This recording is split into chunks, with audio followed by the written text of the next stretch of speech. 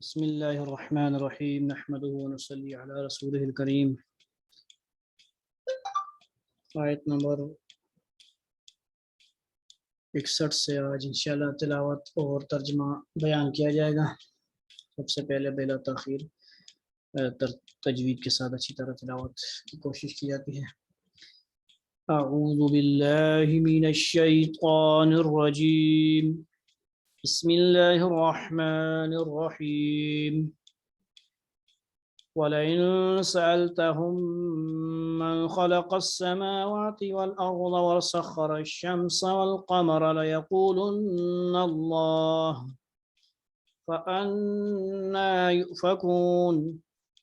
اللَّهُ يَبْسُطُ الرِّزْقَ لِمَن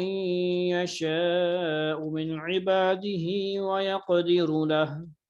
إِنَّ اللَّهَ بِكُلِّ شَيْءٍ عَلِيمٌ وَلَئِن سَأَلْتَهُم مَّن نَّزَّلَ مِنَ السَّمَاءِ مَاءً فَأَحْيَا بِهِ الْأَرْضَ مِن بَعْدِ مَوْتِهَا لَيَقُولُنَّ اللَّهُ قُلِ الْحَمْدُ لِلَّهِ بَلْ أَكْثَرُهُمْ لَا يَعْقِلُونَ وَمَا هَٰذِهِ الْحَيَاةُ الدُّنْيَا إِلَّا لَهْوٌ وَلَعِبٌ وَإِنَّ الدَّارَ الْآخِرَةَ لَهِيَ الْحَيَوَانُ لَوْ كَانُوا يَعْلَمُونَ فَإِذَا رَكِبُوا فِي الْفُلْكِ دَعَوُا اللَّهَ مُخْلِصِينَ لَهُ الدِّينَ فَلَمَّا نَجَّاهُمْ إِلَى الْبَرِّ إِذَا هُمْ يُشْرِكُونَ لِيَكْفُرُوا بِمَا آتَيْنَاهُمْ وَلِيَتَمَتَّعُوا فَسَوْفَ يَعْلَمُونَ أَوَلَمْ يَرَوْا أَنَّا جَعَلْنَا حَرَمًا آمِنًا وَيُتَخَطَّفُ النَّاسُ مِنْ حَوْلِهِمْ أَفَبِالْبَاطِلِ يُؤْمِنُونَ وَبِنِعْمَةِ اللَّهِ يَكْفُرُونَ وَمَنْ أَظْلَمُ مِمَّنِ افْتَرَىٰ عَلَى اللَّهِ كَذِبًا أَوْ كَذَّبَ بِالْحَقِّ لَمَّا جَاءَهُ أَلَيْسَ فِي جَهَنَّمَ مَثْوًى لِلْكَافِرِينَ وَالَّذِينَ جَاهَدُوا فِينَا لَنَهْدِيَنَّهُمْ سُبُلَنَا وَإِنَّ اللَّهَ لَمَعَ الْمُحْسِنِينَ صدق اللہ مولانا عظیم۔ یہاں پر سورۃ العنکبوت 20ویں سپارے میں شروع ہوتی ہے، وہ یہاں مکمل ہو رہی ہے۔ کوشش کریں گے کہ ترجمہ مفہوم وغیرہ اس کا بیان ہو جائے سارا۔ اللہ تعالیٰ صحیح پڑھنے پڑھانے کی توفیق نصیب فرمائے۔ تو پیچھے کچھ جو بیان ہوا تھا صحابہ کرام کی ہجرت کرنے کے بارے میں، کہ تھوڑا سا ان کو دو باتوں کا غم تھا۔ ایک تو یہ کہ سارا کچھ چھن جائے گا، ہجرت کر کے جائیں گے تو پیچھے رشتہ دار، کاروبار، بزنس وہ بھی چھوٹ جائے گا، یعنی ایک تو اس چیز کا رزق کا ان کو خوف غم تھا، ڈر تھا، اور مختصر یہ کہ دوسرا موت کا غم تھا۔ تو اس میں جو تسلیاں دی گئیں کہ موت تو آ کر رہے گی، آپ جہاں پر بھی ہوں گے، ہجرت کریں یا نہ کریں، مکہ میں رہیں، مدینہ میں رہیں، جہاں پہ بھی رہیں، وہاں موت تو آیا کر رہے گی۔ کیونکہ اور پھر آگے جو جنہوں نے ہجرت کی ان کے پھر ثمرات بھی بیان کیے، جنت میں ہمیشہ ان کی دائمی، ان کی جو ہے دائمی ان کا جو ہے استقبال اور دائمی ان کا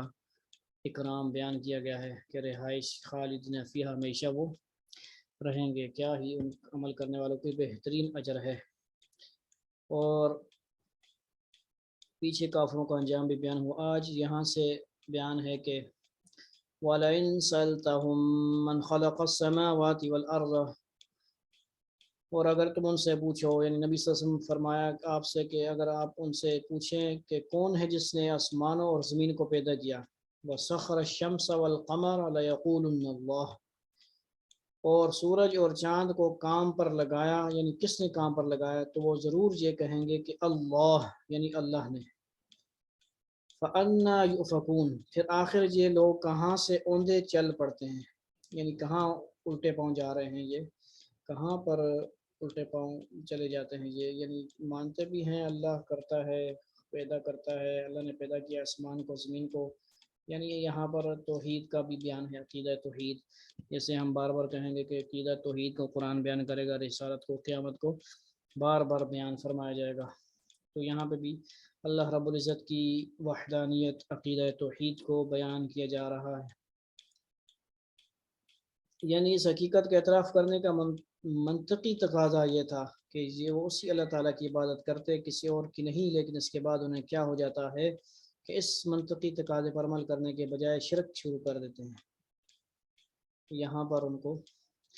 آگے فرمایا جاتا ہے اللہ یبسط الرزق لمن یشاء من عباده ویقدر له، اللہ اپنے بندوں میں سے جس کے لیے چاہتا ہے رزق میں کشادگی کر دیتا ہے، فراخ کر دیتا ہے، زیادہ کر دیتا ہے، اور جس کے لیے چاہتا ہے تنگی کر دیتا ہے، کم کر دیتا ہے، گھٹا دیتا ہے۔ یقیناً ان اللہ بکل شیء علیم، یقیناً اللہ ہر چیز کا مکمل علم رکھتا ہے۔ یہاں پر بھی اس چیز کو بیان کر دیا، فراخی رزق اور تنگی رزق کا بیان ہے۔ آگے وَلَئِن سَأَلْتَهُم مَّن نَّزَّلَ مِنَ السَّمَاءِ مَاءً فَأَحْيَا بِهِ الْأَرْضَ مِن بَعْدِ مَوْتِهَا لَيَقُولُنَّ اللَّهُ، اور اگر تم ان سے پوچھو، یعنی اے نبی صلی اللہ علیہ وسلم آپ ان سے پوچھیں کہ کون ہے جس نے آسمان سے پانی برسایا، من نزل من السماء ماء، پھر اس کے ذریعے زمین کے مردہ ہونے کے بعد اسے زندگی بخشی، یعنی فاحیا اس سے زندہ کیا، بھی ہاں ضمیر جو ہے وہ پانی کی طرف آ رہی ہے، بھی یعنی اس سے، یعنی اس پانی سے الارض زمین کو کیا فاحیا زندہ کیا، یعنی زندہ کرنے کا مطلب یہ ہے کہ سرسبز و شاداب کیا۔ جب بارش ہوتی ہے تو آپ سب دیکھتے ہیں کہ سبزہ اگاتا ہے، اور زمین پہلے سے بارش نہیں ہوتی تو اللہ تعالیٰ ہم سب پر بارش بھی نازل فرمائے رحمت والی۔ بارش نہ ہو تو زمین سوکھ جاتی ہے اور سکڑ جاتی ہے، خشک ہو جاتی ہے، بارش ہوتی ہے اللہ کے فضل ہوتا ہے تو پھر سرسبز و شاداب ہو جاتی ہے، زمین رنگین ہو جاتی ہے، سگرین ہو جاتی ہے، اور سبزہ اگاتا ہے، ہر طرف ہریالی ہوتی ہے۔ اسی کو بیان فرمایا فاحیا بہ الارض من بعد موتها، موتها کا مطلب ہے کہ وہ خشک ہونے کے خشک ہونے کے ساتھ، خشک ہونے کے بعد اس کو موت فرمایا، یعنی مرنے کے بعد، مردہ ہونے کے بعد، پھر اس کے ذریعے زمین کے مردہ ہونے کے بعد اسے زندگی بخشی۔ لَيَقُولُنَّ، یعنی یہ سوال بھی آپ سے سن کے ذریعے پوچھا جاتا ہے کہ آسمان سے نازل کرنا والا پانی کون نازل کرتا ہے، اور زمین کو کون اس پانی کے ذریعے زندہ کرتا ہے، زمین میں ہریالی کون لاتا ہے؟ تو وہ بھی کافر یہ کہتے ہیں کہ لَيَقُولُنَّ اللَّهُ، ضرور اللہ، تو وہ ضرور یہ کہیں گے کہ اللہ، یعنی اللہ کرتا ہے۔ کہو قُلِ الْحَمْدُ لِلَّهِ، قُلِ الْحَمْدُ لِلَّهِ، آپ کہیں الحمدللہ، یعنی اللہ تعالیٰ کے لیے تعریفیں ہیں۔ بل اکثرهم لا یعقلون، لیکن ان میں سے اکثر لوگ عقل سے کام نہیں لیتے، سمجھتے نہیں، عقل نہیں رکھتے، جان بوجھ کے سمجھتے نہیں۔ یعنی الحمدللہ کہ انہوں نے خود اپنی زبان سے اللہ تعالیٰ کے خالق کائنات ہونے کا اعتراف کر لیا، جس کا لازمی نتیجہ یہ ہے کہ ان کے مشرکانہ عقائد بے بنیاد اور سراسر باطل ہیں، یعنی اس پہ ان کو رد کر دیا۔ آگے آخری رکوع ہے وَمَا هَذِهِ الْحَيَاةُ الدُّنْيَا إِلَّا لَهْوٌ وَلَعِبٌ، اور یہ دنیوی زندگی، وما نافیہ ہے جی، ما، اور یہ دنیوی زندگی کھیل کود کے سوا کچھ بھی نہیں، یعنی دنیا کی زندگی کو کھیل تماشا فرمایا، کھیل کود ہے بس۔ وَإِنَّ الدَّارَ الْآخِرَةَ لَهِيَ الْحَيَوَانُ، اور حقیقت یہ ہے کہ دار آخرت، یعنی آخرت کا گھر ہی اصل زندگی ہے۔ لو کانوا یعلمون، اگر یہ لوگ جانتے ہوتے، یعنی اللہ تعالیٰ نے زندگی کو خود ہی دنیا کی زندگی کو فرما دے کہ یہ تو کھیل تماشا ہے، کھیل کود ہے، یہ تو گزر جائے گی، بچے کھیلتے ہیں جس طرح کھلونوں کے ساتھ، یہی وہ حساب ہے اس کا، کہ یہ چند روزہ زندگی ہے، یہ کھیل تماشا ہے، گزر جائے گی، تو یہ اس کی کوئی قیمت نہیں ہے دنیا کی۔ جیسے فرماتے ہیں مشہور بات ہے، مچھر کے پر کے برابر اگر دنیا کی اللہ کے ہاں کوئی قدر و قیمت ہو تو پھر کافروں کو بھی ایک گھونٹ پانی نہ ملتا، یعنی اللہ کے ہاں کوئی قدر و منزلت نہیں ہے دنیا کی زندگی کی۔ آخرت، اللہ تعالیٰ آخرت کی ترغیب دے رہے ہیں کہ اصل زندگی وہ ہے جہاں موت نہیں ہے، زندگی جنت ہمیشہ ہے، اور جہنم میں رہنا بھی ہمیشہ ہے۔ تو جس طرح دنیا کھیل کود میں کچھ دیر تو مزہ آتا ہے، پھر وہ کوئی نہ پائیدار چیز نہیں ہے، ذرا دیر گزرنے کے بعد سارا تماشا ختم ہو جاتا ہے۔ اسی طرح دنیا کی لذتیں بھی ناپائیدار ہیں اور کچھ ہی عرصہ میں سب ختم ہو جائیں گی، اس کے برخلاف آخرت کی زندگی ہمیشہ کے لیے ہے، اس لیے اس کی لذتیں اور نعمتیں سدا بہار ہیں ہمیشہ کے لیے، اس لیے اصل زندگی آخرت ہی کی زندگی ہے۔ اللہ تعالیٰ اس کی تیاری کی توفیق نصیب فرمائے۔ آگے فرمایا گیا ہے فَإِذَا رَكِبُوا فِي الْفُلْكِ دَعُوا اللَّهَ مُخْلِصِينَ لَهُ الدِّينَ، یہ اور جگہ پہ بھی آئے گا یہ جو بیان آیت میں ہے۔ چنانچہ جب یہ کشتی میں یعنی مشرکوں کا کافر لوگ کشتی میں سوار ہوتے ہیں تو اللہ کو اس طرح پکارتے ہیں کہ ان کا اعتقاد خالص اسی پر ہوتا ہے، یعنی ایسے ہو جاتا ہے جیسے وہ پکے مسلمان ہیں۔ پھر جب فَلَمَّا نَجَّاهُمْ، پھر جب وہ انہیں پہنچا کر خشکی پر لے آتا ہے تو فوراً شرک کرنے لگتے ہیں۔ مشرکین عرب کا یہ عجیب طریقہ تھا کہ جب سمندر کی موجوں میں گھر کر موت نظر آنے لگتی تو اس وقت انہیں نہ کوئی بت یاد آتا تھا، نہ کوئی دیوی یا دیوتا، کوئی بھی خدا اور یاد نہیں آتا تھا۔ اس وقت وہ مدد کے لیے صرف اور صرف اللہ تعالیٰ ہی کو پکارتے تھے۔ لیکن جب ڈوبنے سے کام پورا ہو جاتا، لیکن جب ڈوبنے سے بچ کر کنارے پہنچ جاتے تو اللہ تعالیٰ کے بجائے پھر انہی بتوں کی عبادت شروع کر دیتے۔ ایسے بیوقوف یعنی مطلب پورا کیا پھر وہی واپس اسی ڈگر پہ چل پڑے۔ لیکفروا بما آتیناہم ولیتمتعوا فسوف یعلمون، کر لیں یہ لوگ ناشکری اس نعمت کی جو ہم نے ان کو دی ہے اور اڑا لیں کچھ مزے، پھر وہ وقت دور نہیں جب انہیں سب پتہ چل جائے گا، یعنی مرنے کے بعد سارا کچھ پتہ چل جائے گا۔ اولم يروا انا جعلنا حرما آمنا ويتخطف الناس من حولهم، بھلا کیا انہوں نے یہ نہیں دیکھا کہ ہم نے ان کے شہر کو ایک پرامن حرم بنا دیا۔ افبالباطل یؤمنون وبنعمت اللہ یکفرون، جبکہ ان کے ارد گرد لوگوں کا حال یہ ہے کہ انہیں اچک لیا جاتا ہے، کیا پھر بھی یہ باطل پر ایمان لاتے ہیں اور اللہ کی نعمت کی ناشکری کرتے ہیں۔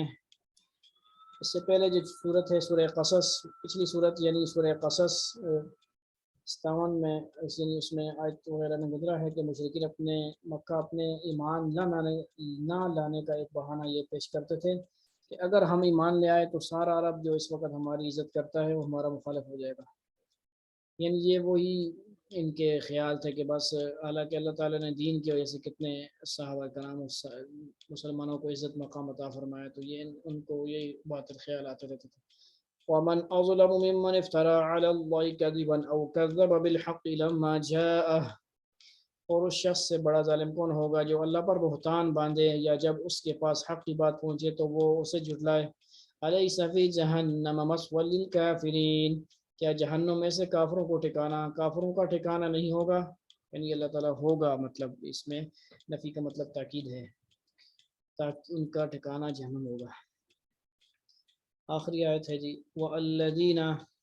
والذین جاہدوا فینا لنہدینہم سبلنا وان اللہ لمع المحسنین،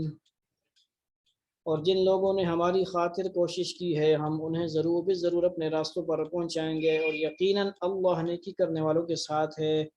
یہ ان لوگوں کے لیے بڑی عظیم خوشخبری ہے جو اللہ تعالیٰ کے دین پر خود چلنے اور دوسروں کو چلانے کی کوشش کرتے ہیں، چاہے دعوت تبلیغ ہو، جہاد ہو،